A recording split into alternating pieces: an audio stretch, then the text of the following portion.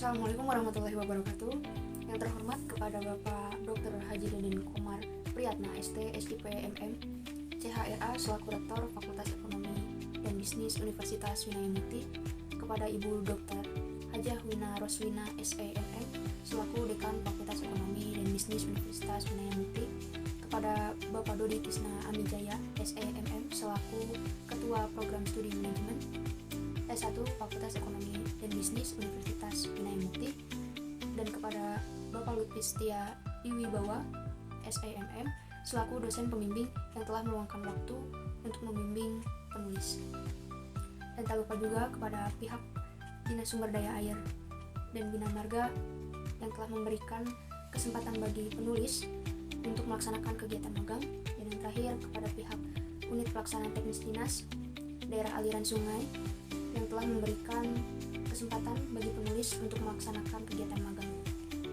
Di sini saya akan menjelaskan hasil laporan magang saya dengan berbentuk PowerPoint yang berjudul Sistem Pengelolaan Arsip pada UPTD Daerah Aliran Sungai yang dinaungi oleh Dinas Sumber Daya Air dan Bina Marga Kota Bandung.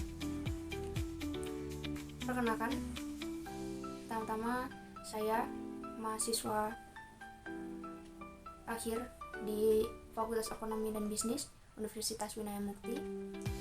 Saya Alvira Dwi Lestari dengan NIM 412242311024. Saya mengambil prodi Manajemen S1 dan saya magang kurang lebih selama 3 bulan dari 14 Oktober 2024 sampai dengan 14 Januari 2025. Langsung saja.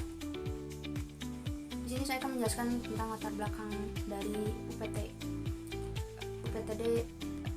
Daerah Aliran Sungai Dinas Sumber Daya Air dan Bina Marga Kota Bandung.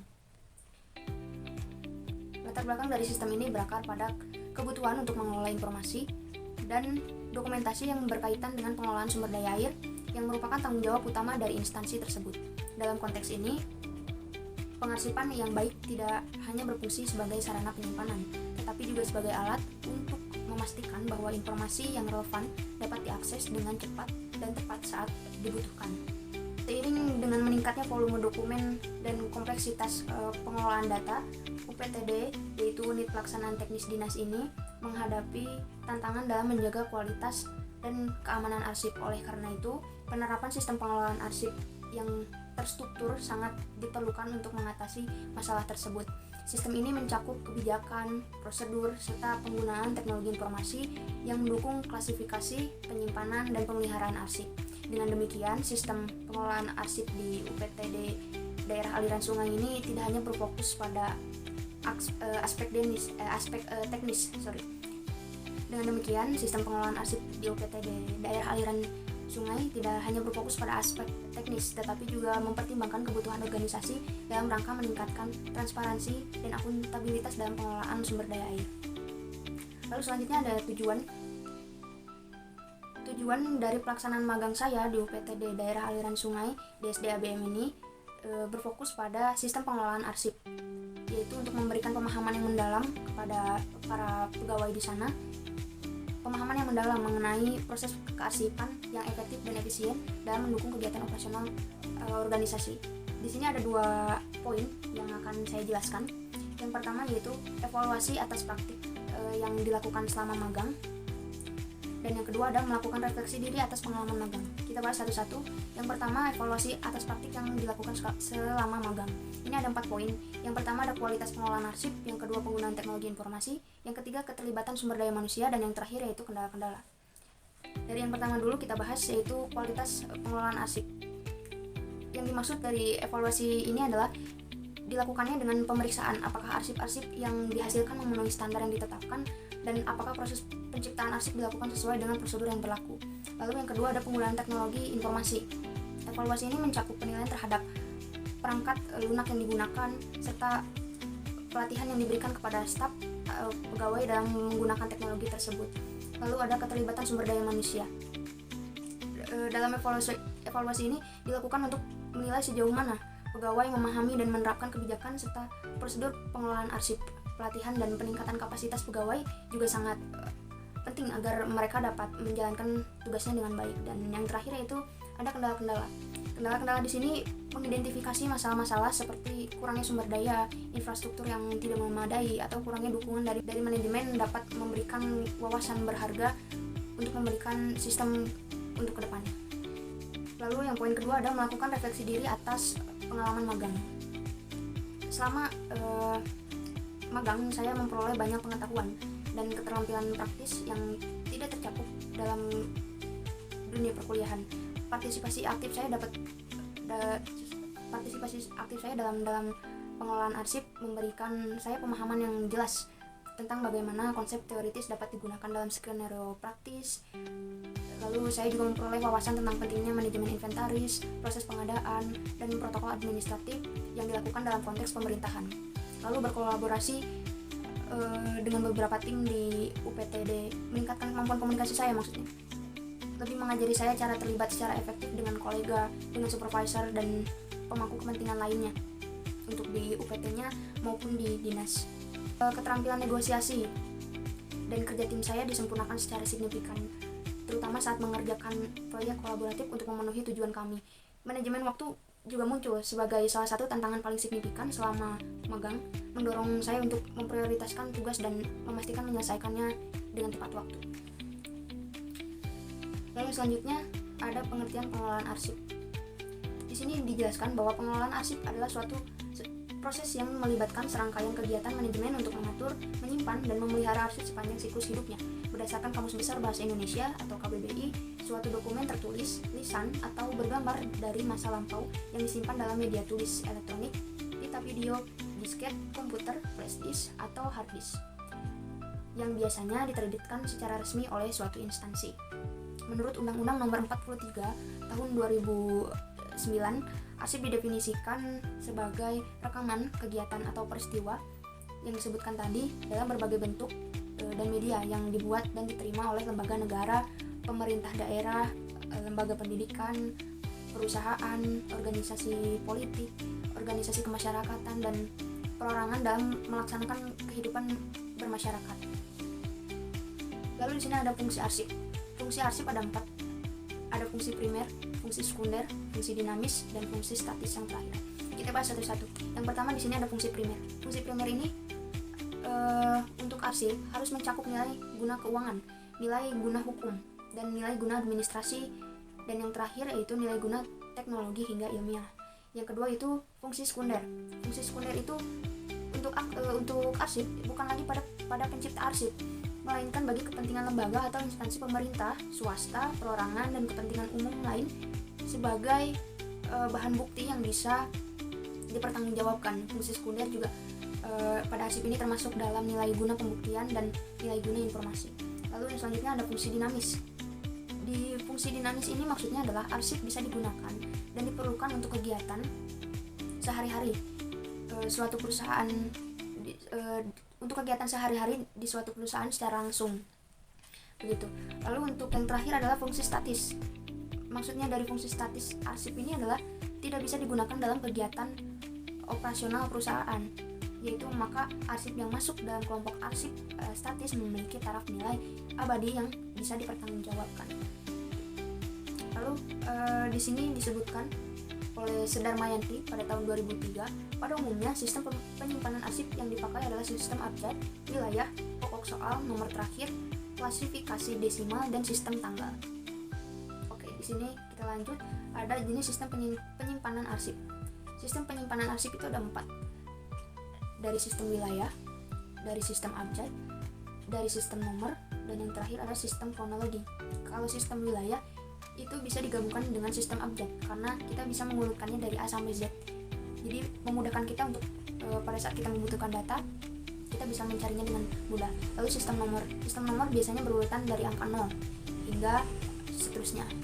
Lalu yang terakhir adalah sistem tanggal atau kronologi. Ketika kita membutuhkan pada tanggal sekian, entah itu dari tahun ke belakang, beberapa tahun ke belakang, beberapa bulan ke belakang, ketika kita mencari dengan sistem tanggal, itu akan memudahkan kita untuk dapat data-datanya langsung.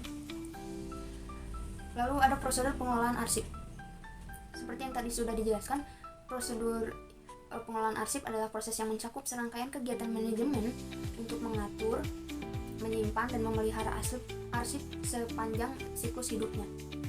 Maksud dari sepanjang siklus hidupnya itu adalah ketika arsip masih bisa digunakan, masih aktif, dan bisa dikelola oleh pegawai-pegawai di dinas atau di pemerintahan dan sebagainya, arsip masih terbilang hidup, masih terbilang aktif karena data-datanya masih bisa terpakai untuk kebutuhan pada saat itu, entah itu di perusahaan, entah itu di pemerintahan, seperti itu.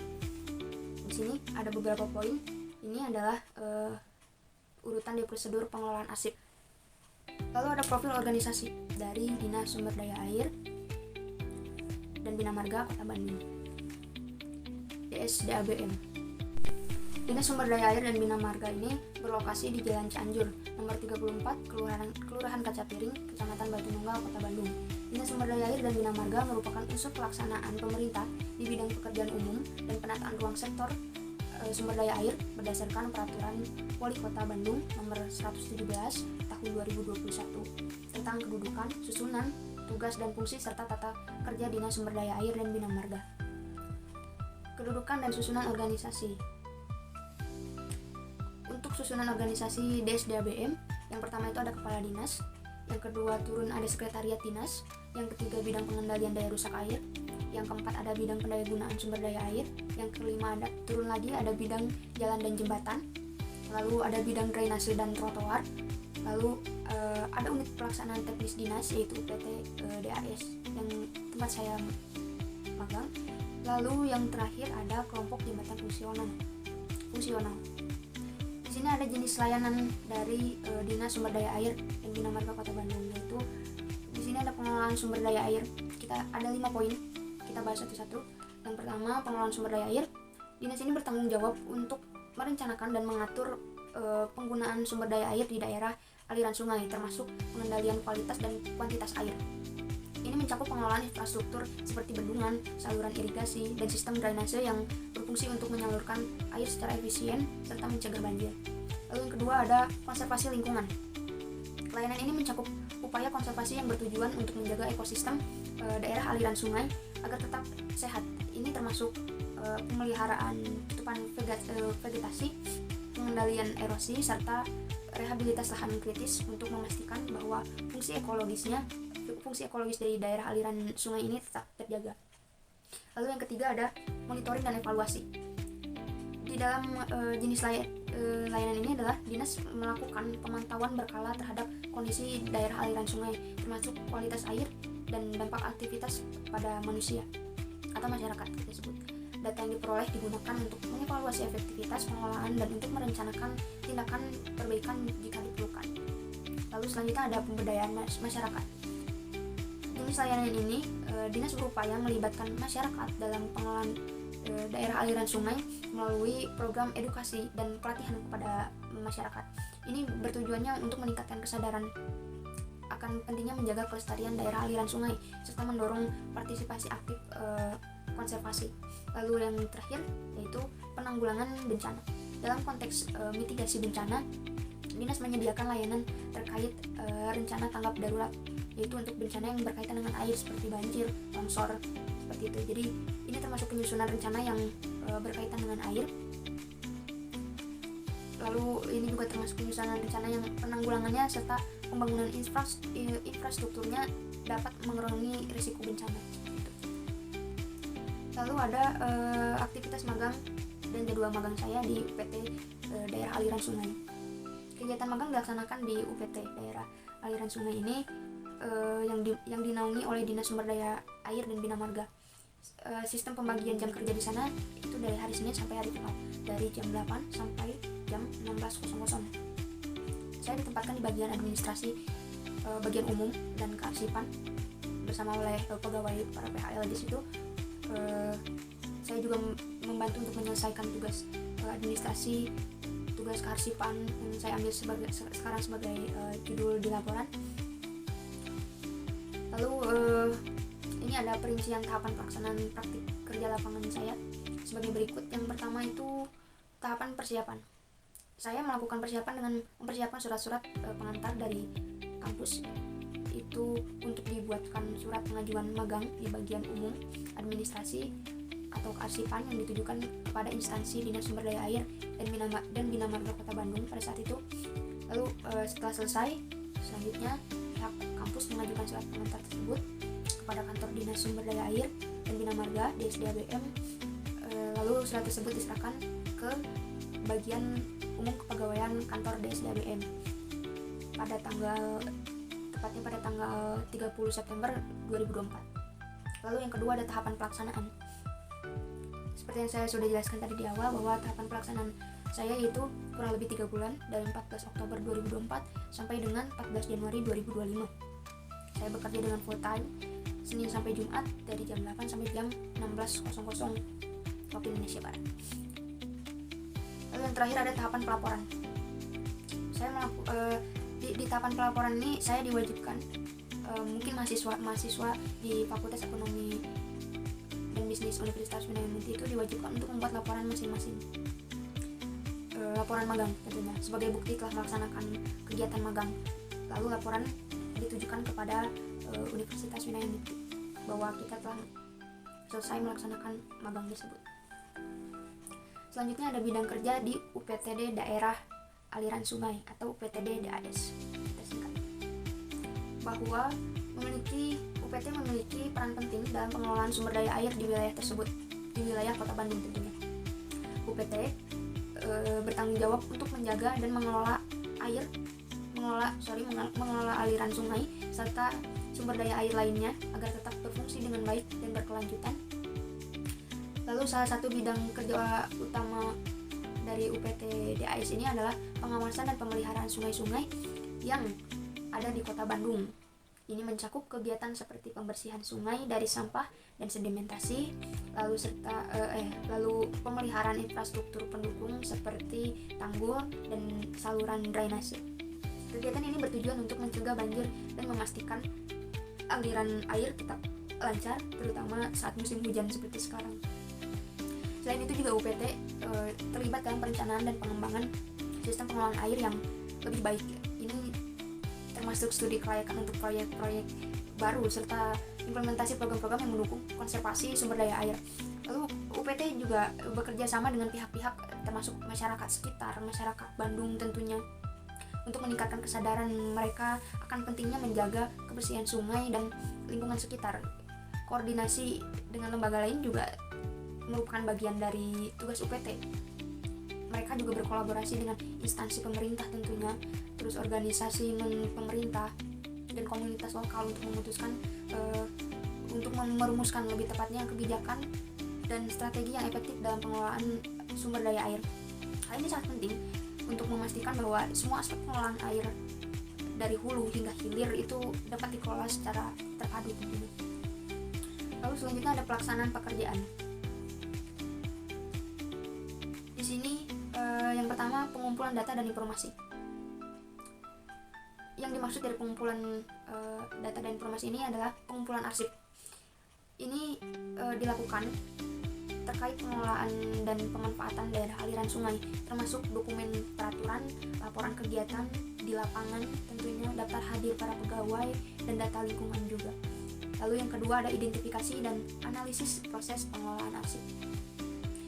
Melakukan pemetaan terhadap proses pengelolaan arsip yang ada, termasuk jenis arsip yang dikelola dan metode penyimpanannya itu seperti apa. Lalu yang poin kedua adalah mengidentifikasi kendala yang dihadapi dalam pengelolaan arsip, seperti kurangnya sumber daya manusia dan infrastruktur yang memadai. Lalu selanjutnya ada penyusunan dan penataan arsip. Ini daftar pertelian dan daftar inventaris arsip, yaitu yang merupakan tahap penting dalam pengelolaan arsip untuk memudahkan akses dan pencariannya. Yang seperti tadi dijelaskan, disusun secara sistem wilayah, sistem abjad, sistem nomor, dan sistem kronologi tanggal gitu. Lalu yang keempat ada manajemen pengolahan arsip aktif. Rangkaian kegiatan pemberkasan, yaitu proses pengidentifikasian, perorganisasian, dan pengemasan arsip aktif untuk memastikan keberlanjutan dan aksesibilitasnya itu. Kita sebagai mahasiswa magang diberi wawasan terkait ilmu kearsipan gitu. seperti manajemen pengelolaan arsip aktif, yaitu rangkaian kegiatan pemberkasan, penataan, lalu pemanfaatan dan pemeliharaan arsip aktif itu seperti apa. Lalu yang kelima ada menyusun foto dokumentasi PHL. Kita mengumpulkan data foto dokumentasi PHL, semua PHL yang bekerja di lapangan. Lalu kita ditugaskan untuk menyusun foto dokumentasi tersebut menjadi arsip. Itu sebelum dijadikan arsip, disusunlah dari awal hingga sampai arsip jadi di print. Itu awalnya kita mengedit foto dokumentasinya di dalam sebuah aplikasi, yaitu Adobe Photoshop. Pertama-tama kita mengunduh dulu foto kegiatan dokumentasi para PHL di setiap harinya. Satu hari kurang lebih ada 100 foto dokumentasi yang kita edit. Kita samakan mana foto yang sebelum dikerjakan, sedang dikerjakan, dan sesudah dikerjakan, seperti itu. Lalu kita print dan disusunlah menjadi arsip bersama berkas-berkas data yang lainnya, seperti itu. Lalu proses print yang tadi saya sudah jelaskan. Lalu ada penataan pengarsipan berkas-berkas. Arsip yang sudah foto dokumentasi yang sudah di print itu dikumpulkan, disatukan dengan data absen, data foto dokumentasi, tentunya dokumentasi di lapangan, entah itu di bendungan, sedang pemeliharaan drainase, sungai, dan lain-lain. Lalu ada berkas gaji pegawai juga selama per hari, dihitung per hari, dan totalnya ada berapa itu dijadikan satu dan dimasukkan ke dalam indeks yang nantinya akan disusun di lemari arsip gitu. Kendala yang dihadapi oleh praktikan atau oleh mahasiswa. Kendala yang dihadapi adalah ada 3 kendala.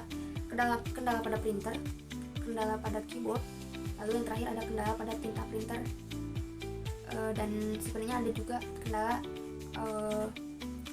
minimnya kertas foto yang memang dikhususkan untuk mencetak foto dokumentasi para PHL UPT.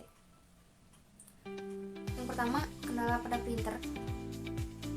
Pada saat percetakan berkas yang nantinya menjadi arsip yang disatukan ke dalam indeks, itu kan foto dokumentasi yang mencetaknya itu kurang lebih satu wilayah itu paling banyak 75 lembar foto dokumentasi yang sudah diedit lalu langsung di print. Itu sekitar satu wilayahnya itu 75 sampai 90 lembar foto dokumentasi. Printer yang sering mengalami kerusakan atau masalah teknis lainnya juga menjadi kendala signifikan. Ketersediaan teknisi untuk memperbaiki masalah tersebut dapat memperpanjang waktu tunggu untuk pencetakan karena pasti menghambat pekerjaan kita juga. Lalu yang kedua ada kendala pada keyboard. Kita yang sebagai praktikan mahasiswa magang di UPT di daerah aliran sungai ini, penggunaan keyboard yang bisa dikatakan sudah tidak layak dapat menyebabkan ketidaknyamanan fisik bagi kita saat mengerjakan pekerjaan, seperti nyeri pada pergelangan tangan karena keyboard yang macet, karena keyboard sudah bisa disebut sudah layaknya untuk diganti, akan menjadi dapat mengganggu konsentrasi kita untuk mengerjakan pekerjaan gitu. Karena keyboard ini responnya sangat lambat dan sulit, jadi delay pada saat pengerjaan, jadi menghambat. Lalu yang terakhir ada kendala pada tinta printer. Selain tinta printer habis, sumbatan pada heat cartridge pada tinta printer itu merupakan penyebab utama. Jadi kenapa tinta tidak keluar pada saat percetakan itu berlangsung. Heat cartridge itu adalah komponen yang berfungsi untuk menyalurkan tinta ke kertas melalui nozzle kecil, lubang kecil seperti itu. Jadi jika nozzle kecil itu tersumbat oleh tinta kering atau ada udara yang masuk ke dalam cat sheet tersebut, aliran tintanya itu akan terhambat. Jadi alhasil cetakan juga print foto yang di print akan kosong atau terputus-putus gambarnya, karena cat sheet yang memang harus cepat diganti. Bagaimana cara mengatasi kendala-kendala tersebut? Yang pertama, pengadaan barang. Di sini disebutkan oleh Lupi Wadi pada tahun 2006, semakin banyak fasilitas yang digunakan maka semakin baik program yang dijalankan sehingga meningkatkan produktivitas. Fasilitas kerja merupakan sarana dan prasarana yang disediakan oleh instansi atau perusahaan dan dapat digunakan oleh karyawan dalam proses pelaksanaan kerja serta mempengaruhi kinerja karyawan. Fasilitas yang dimiliki pada UPT DAS ini terbilang cukup baik, seperti printer dan keyboard. Sebenarnya jika terlihat fisiknya itu baik, akan tetapi perlu dilakukan pengadaan barang-barang yang terbaru pastinya, khususnya printer yang harus diadakan versi yang terbaru supaya lebih cepat untuk menunjang pekerjaan. Permasalahan pada keyboard juga harus ada persediaan barang di bagian perlengkapan supaya cepat diganti. Lalu yang kedua adalah tersedianya kertas yang saya sebutkan tadi. Melihat ketersediaan kertas foto dengan jenis loser yang masih minim pada UPT ini, khususnya pada bagian umum administrasi dan arsip yang pastinya membutuhkan banyak kertas foto untuk mencetak foto dokumentasi para PHL. Maka ini penting bagian perlengkapan kantor memperhatikan ketersediaan kertas jenis loser ini agar dapat menunjang pekerjaan yang efektif dan efisien. Lalu terakhir, kesimpulannya yaitu dalam melakukan praktik magang di bagian umum dan arsip UPTD Daerah Aliran Sungai DSD ABM Kota Bandung, praktikan menemui beberapa kendala, diantaranya perlengkapan kerja yang kurang memadai seperti printer, keyboard dengan tipe lama sehingga menjadi kendala dalam melaksanakan pekerjaan. Selain itu juga minimnya ketersediaan kertas foto jenis loser termasuk salah satu kendala dalam melaksanakan pekerjaan yang mengharuskan praktikan memiliki terlebih dahulu kepada bagian perlengkapan kantor jika kertas tersebut dibutuhkan. Setelah mengetahui dan memahami masalah-masalah yang ada, maka praktikan dapat memberikan masukan dan permasalahan tersebut, seperti pentingnya memperhatikan pengadaan barang dengan versi yang baru, khususnya pada printer dan keyboard, sehingga dapat mempercepat pekerjaan. Selain itu juga pentingnya menjaga ketersediaan kertas foto yang tadi saya sebut. Hal positif yang diperoleh praktikan selama perkuliahan sangat bermanfaat dalam melaksanakan proses kegiatan pelaksanaan magang, di mana dapat menambah wawasan yang luas. Kegiatan pembelajaran di dalam perkuliahan tidak akan maksimal jika tidak disertai dengan praktik lapangan. Tentunya ketika praktikan atau mahasiswa sudah mendapatkan teori yang didapat selama perkuliahan, sudah mendapatkan teori yang didapat itu, maka praktikan atau mahasiswa juga perlu menerapkan teori tersebut dengan cara terjun langsung ke lapangan. Seperti yang telah mahasiswa lakukan, yaitu dengan mengikuti proses kegiatan magang di instansi bagian umum UPTD Daerah Aliran Sungai, Dinas Sumber Daya Air dan Bina Marga Kota Bandung. Dengan mengikuti program magang ini, maka wawasan yang mahasiswa peroleh di bangku perkuliahan sangat berguna. Manfaat kegiatan magang di UPT DAS juga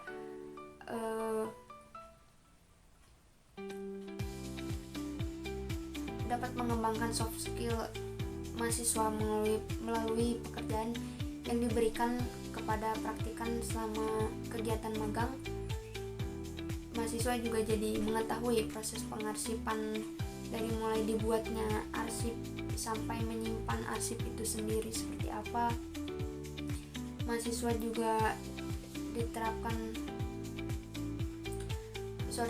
juga memperoleh manfaat bagaimana keterampilan komunikasi ini diterapkan dengan baik secara dari mulai berbicara kepada seseorang atasan maupun rekan kerja. Manajemen waktu juga dipelajari oleh mahasiswa agar pekerjaan yang diberikan dapat diselesaikan dengan baik.